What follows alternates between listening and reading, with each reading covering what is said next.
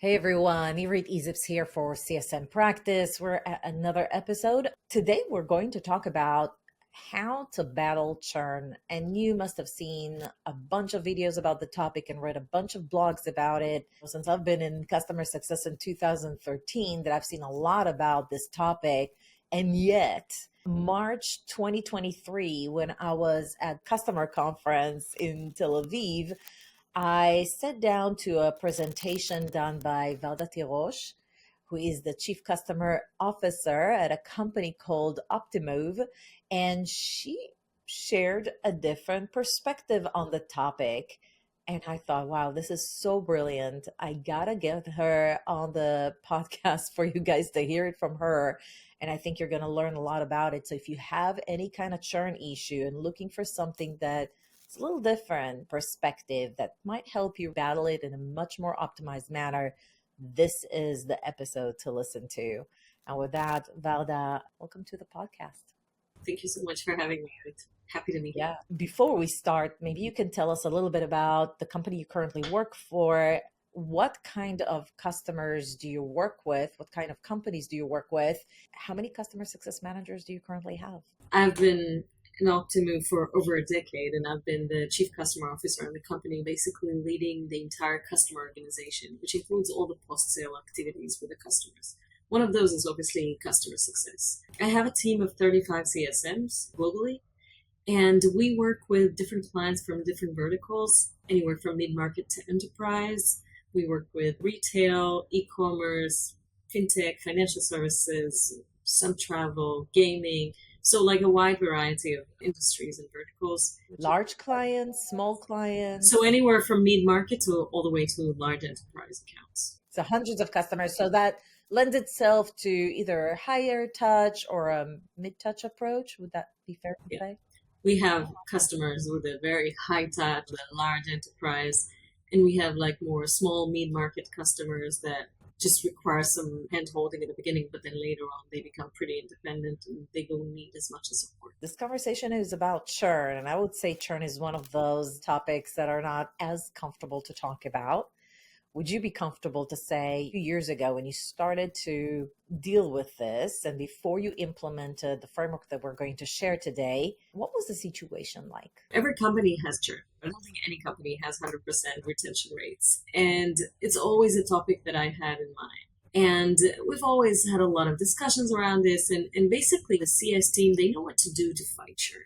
But I didn't feel like our processes and our learning process from churn was good enough. We did postmortems, and we had a lot of variety of discussions about this, and we had like a code red forums and stuff, but it was never that structured. The conversations were more anecdotal, meaning more like specific clients topics, and it wasn't like something you can conclude and learn from.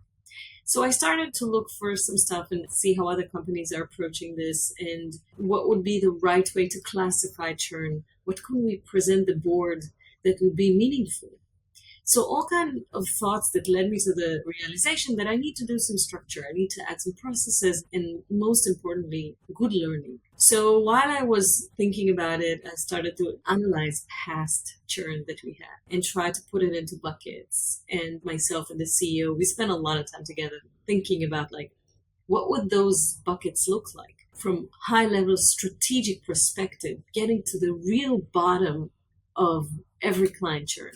You had some churn issue just like any other company, but you were struggling presenting it to the board, struggling to find the real core framework that would help you to get proper insights around this. So essentially, if I could interpret that, maybe you felt like, okay, we have churn, we're doing some things to battle it, but we don't feel like we're making major strides into squashing it or getting proper insight so that we could be way more optimized and properly proactive around and get real action items following every churn we see.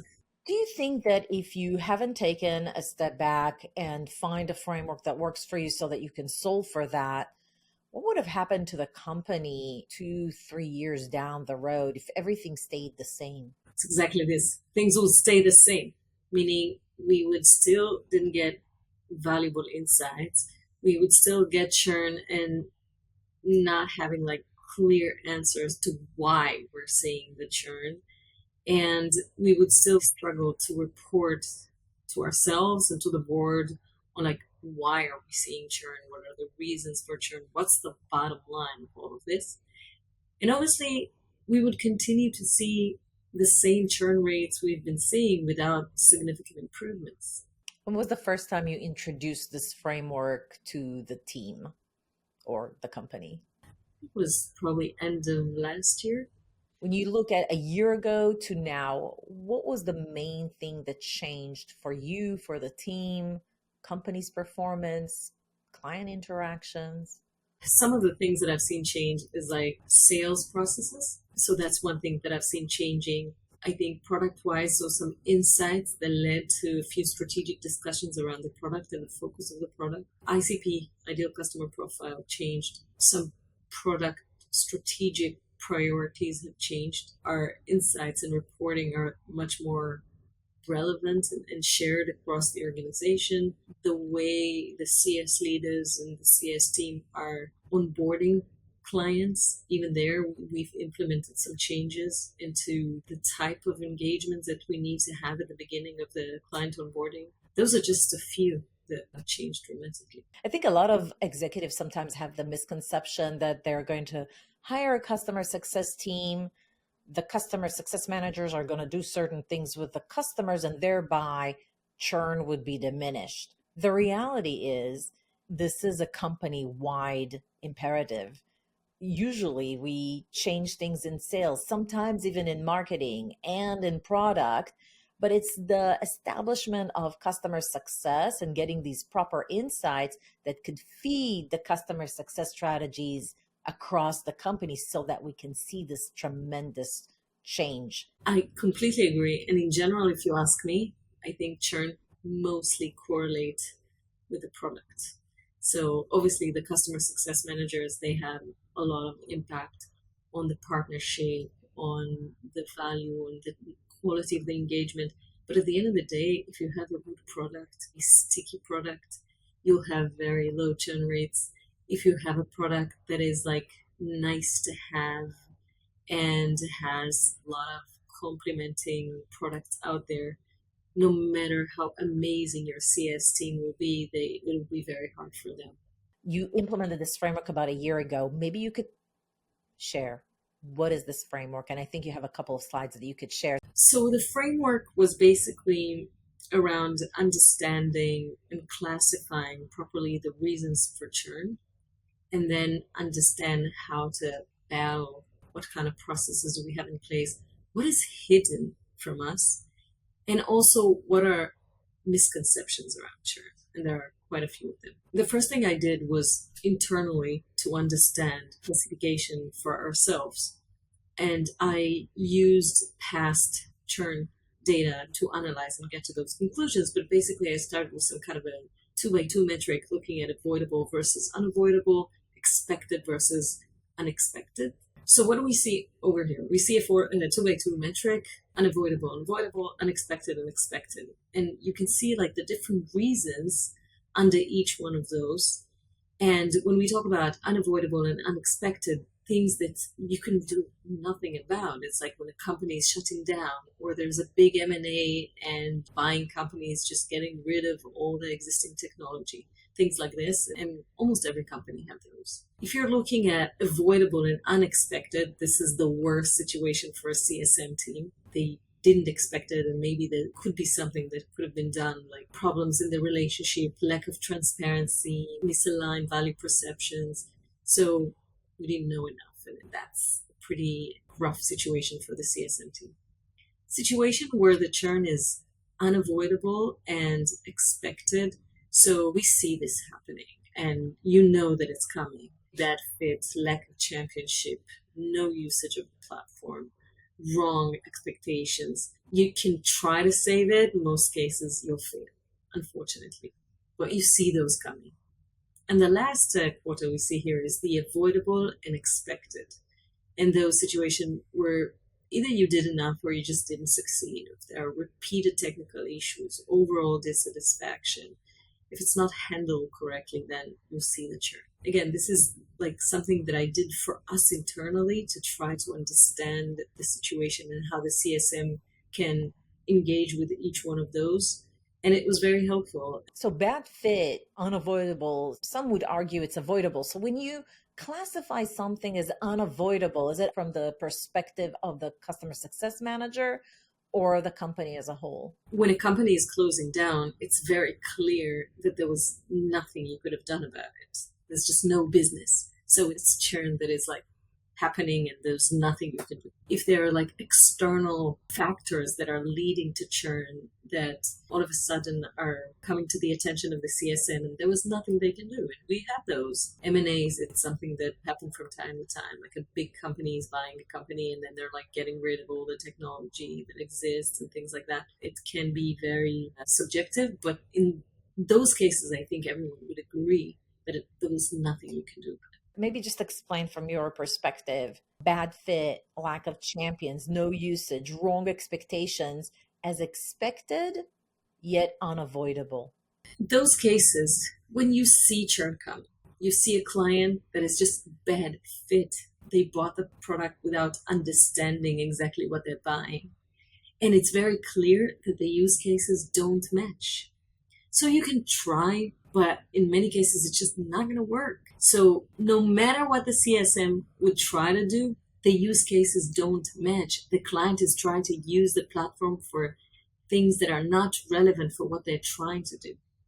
So, and I've seen those type of cases, and the CSM team over invested in trying to make it work, but it's not. If the use cases don't match, it's a waste of everyone's time. Do you care to explain the other three? I'm just curious, and I think everybody that's looking at this wants to dig into your way of thinking about this and how did you determine these particular ones in that quadrant? So cases like no usage or lack of championship, it's usually happen with the smaller clients. You get a client, they sign the contract for the platform, they want to start using it, and all of a sudden there's a big reorg. There's no champion for the platform. No one is using it. They're moving the responsibility from one person to the other. And again, it's more with smaller clients. And then nobody's using the platform. And the CSM is chasing it and trying and looking for a champion and talking to the finance team. But time goes by and no one uses the platform. And then when the renewal is coming, they're like, okay, sorry, we don't have the bandwidth. We don't have the right people for this. We can't. Maybe some other time. Great framework. Once you started implementing it, what did you do with this framework? How did you leverage it in your operational? It's all about like operationalize it. So we started to build some kind of into our CRM, all kinds of churn classification. This was just one part of it. I can talk about the second part in a minute. But like every churn, so there's a like very structured report that the CS leaders are filling in the different classifications, including this. And then it's something that helps us to refine our predictions. So churn prediction for every company is super important because you need to come to the board, to the management and say, this is what we're predicting for this year. This is the dollar churn that we're going to expect, especially a company with a hyper growth stage. Important to understand expected churn for the year and to refine it. This kind of framework helps us do much better work with predicting churn when we started to look at things this way. So that's one way of using it. But basically, it helped us with reporting and have a very structured way of showing the board our churn, and they love it. What did you do about some of these insights? What kind of changes have you made to processes or internally to customer success, first of all? We implemented some changes in our client onboarding at the beginning. Some of the things that we've added is business understanding and use case discovery meetings as part of the onboarding. So we all know it's a lot of buzz around value realization. And obviously, if a customer sees value, they're not going to churn. Some of what we've done was like adding those meetings to have a very clear understanding and outline of what they're trying to achieve and how their use cases looks like. And obviously documenting this information is very helpful. And then later going back to it and say, okay, this is what you guys wanted to achieve. These are the milestones around this. This is how we're going to get to it. And also say why we didn't achieve some of it. If we did, it's been very helpful. And those are good meetings that focuses the CSMs on what needs to be done with the account. Did these insights help you change the way you think about things like health score, for example? To be honest, I'm not a great believer of health scores. We have them in place. They're not bad, even, I have to say. But there are other indicators that cannot be seen in churn, in all kind of health scores. Just to give you an understanding of some of the things that we're doing in CSM onboarding that is very helpful. We said, okay, we need to keep an eye on the company, on the business, knowing what's going on with them. So every CSM, when they get a new customer, they do Google alert on the company. They follow them on LinkedIn. They subscribe to their newsletters. This way, we're able to be close to the business and understand, are they expanding to new markets? Are they buying a new company? This is so helpful, understanding the overall situation of the company with us. This is hidden information that we now have more visibility to, and it's very helpful in understanding the overall situation and also predicting churn. Because when you see a company that is like closing down branches, getting huge fines, things like that, you know that it puts the partnership also in a risk. Basically, I think what you're saying is, look, at the conventional churn indicators that we all know, like health score, don't necessarily work. There's other data that we actually need to pursue, and some of it is not necessarily data that's in our system. We actually need to go take a look at external data. Yeah, it's not just about usage data. Usage data doesn't tell you everything. And again, I do look at usage data. It's important. It's a big indicator. But I'm saying it's not the only indicator. There are so many other ways of looking at the account from a more strategic perspective to understand whether you're at risk or not. When you were doing your churn analysis on your own cohort of clients, did you find any positive correlation between CSAT, for example, or NPS and those who left? You already disputed health score as not the most reliable metric. The other one is CSAT. Did you see anything? I was going to recommend to read the research done by Greg Dennison, and there he did a very thorough research on churn. And one of the factors that he found there, that there is no correlation between the NPS and CSATs to churn. And at the beginning, I was a bit surprised, but then I was like, not even surprised, because when I looked at our stats, I found that only 2% of our churn clients actually answered. So it's like the egg and the chicken. Like the more engaged clients, they would answer those surveys. And the clients that are at risk of churn, they wouldn't bother. Their engagement maybe anyway is not great, so they wouldn't even bother putting those. So I'm all in favor of surveys. I think it's important to listen to the voice of the customers. But I think that everyone are seeing like lower response rates because customers are so fed up with surveys that they're getting from all over. They're not replying it. We're seeing it, especially in the US. Like response rates are very low.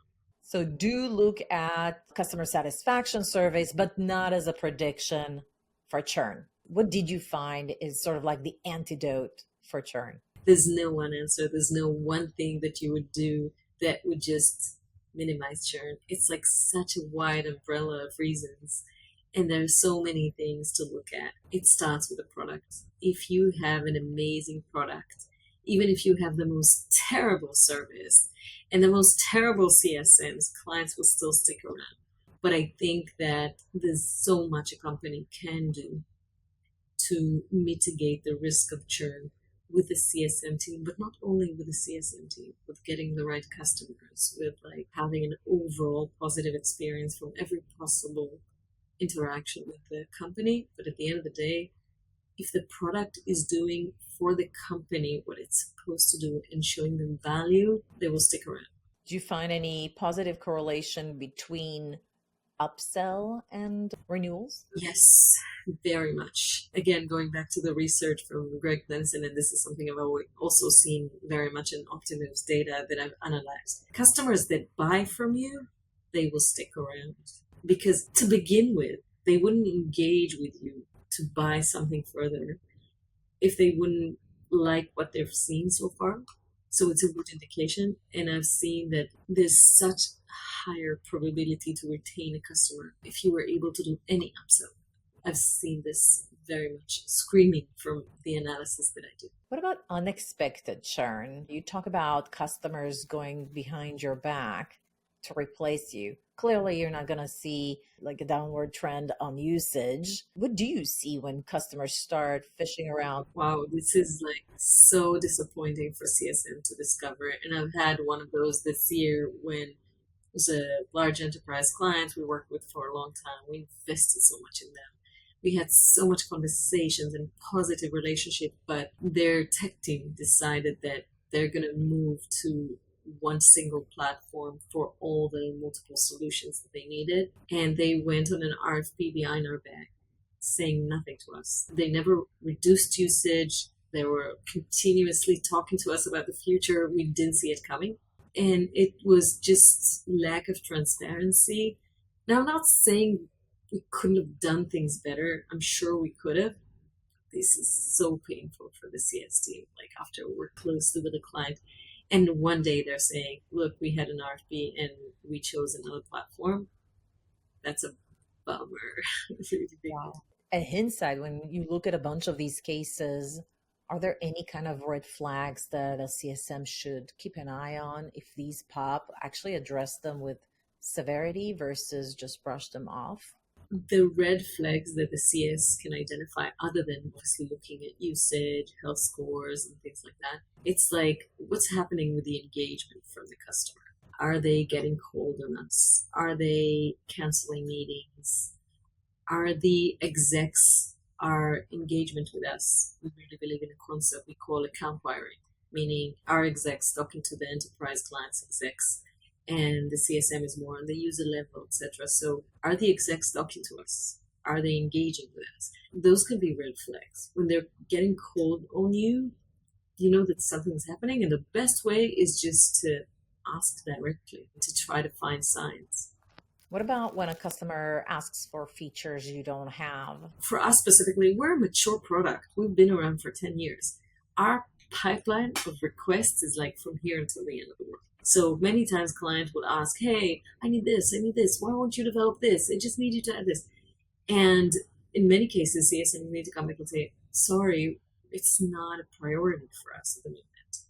Now, look, we're trying to be sensitive and understand the importance of this. If it's something major, like regulatory attributes or things that like clients cannot use a platform without, obviously we will treat it differently than if it's just like, this is inconvenience for me, so can you maybe just move it or do something? So have the sensitivity to identify cases where it's a very critical feature for their usage of the platform. So you talk about potentially changes in the tech stack. You might start hearing that IT is looking to make changes in the tech stack or consolidating things. You might start getting lower engagement from the champ, maybe because it was replaced or something like that. Maybe even mentioning features you know for sure your competitor has. That could be a red flag. What about if they ask for their contract or they're asking for their pricing structure all of a sudden? It depends on the business model. But for us, like we have this business model that pricing can change, depends on how the business is doing. So if they're growing, they'll pay more. We have some alerts internally that lets us know that a customer is going on the next step of pricing.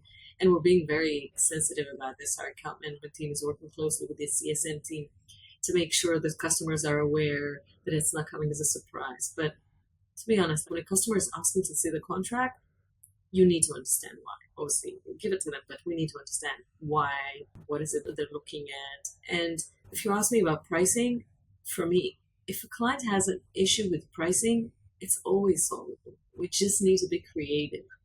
Look, if they're trying to cut costs by 90%, okay, maybe it's not going to work. Usually, if a customer comes and say, hey, I'm struggling, this is expensive, I don't have the budget, whatever, it's solvable. We can be creative and find solutions, and this is not the worst problem in the world to have, especially if they're engaging about it and talking about it. Then we can find a creative solution that will work for everyone. You talk a lot about data that we do have about the customer. You talked about usage data, CSAT, health scores. survey data, support data. You also talk about how that's not enough, that we should also get external data. You mentioned Google Alerts. Are there any other tools that you can point whomever's listening to this that you would recommend that they sign up for, or just supplement the data about their customers that you found particularly useful for your team?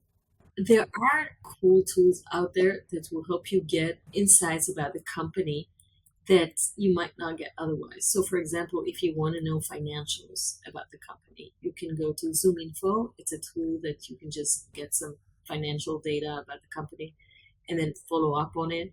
This way, you know that business health of your clients. That's like one thing that I would recommend. There are tools out there that will let you know of champion movements. So tools like Referral AI. Champion movement is one of the main reasons for churning SaaS companies. And I think following up on changes in staff is like important, and it can help you also move to the next company of the person that left. So that's something that our marketing team has been using with us.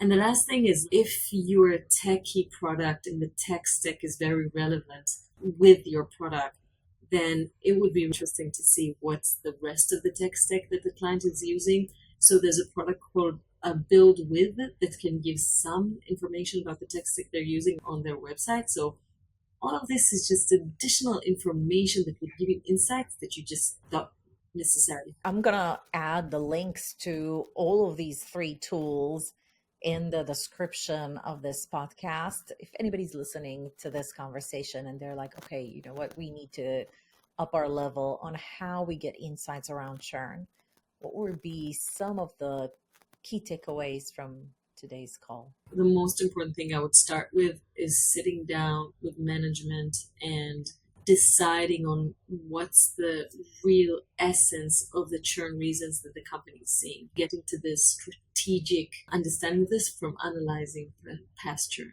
So I think this is something not just for CS, it's something for the company management to get to this from basically analyzing past churn. There's so much to learn from this. And I think this would be the first step I would start with. The strategic churn indicators would be the first thing I would do. And then understand under each one of them, what are the actions that the business can take in order to fight each one of them. So ideal customer profile and bad feed customers and things like that. So that would be some action items that are being driven from this discussion. I love how you said the business should take versus the customer success manager, because I think the number one mistake that most heads of customer success managers do is find a playbook for the customer success manager versus lifting it up to the 20,000 foot level and say, how do we as a company change? Should we change the sales process? Should we change our website and how there's like a card? So there's a lot of things that we can do. Varda, if somebody wants to learn more about churn and the churn framework that you have just shared with us, what would be a good resource? You mentioned Greg's research. I'll include the link in the description below. Is there anything else you'd like to recommend? There's a lot of stuff online. I think that most of the articles I've came across weren't that deep or thorough or didn't give me a lot of insights, but I took something from each one of those. I also think that you have a lot of material, a lot of interesting interviews that I think are very valuable around churn. One of the things that you mentioned is like the M&A churn reason. I have like a couple of videos around how to create a strong playbook when you do learn that there is an M&A event, and what can you do to learn about it faster. One of them is with Christopher Taruso, and the other one is with David Yoffie. So we have actually 2 videos about that because it's such a difficult event when this happens. Like, what should you do? How can you prevent it?